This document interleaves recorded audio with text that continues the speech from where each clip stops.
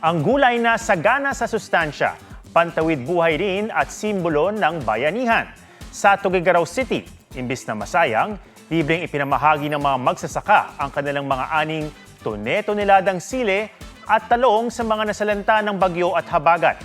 Napilitan na kasi silang anihin ang mga tanim dahil sa pangambang mabulok o masira ang mga ito sa pag-ulan. Taus-puso naman nila itong naitulong.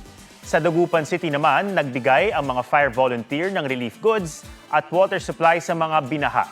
Umabot sa mahigit 1,000 individual ang kanilang natulungan.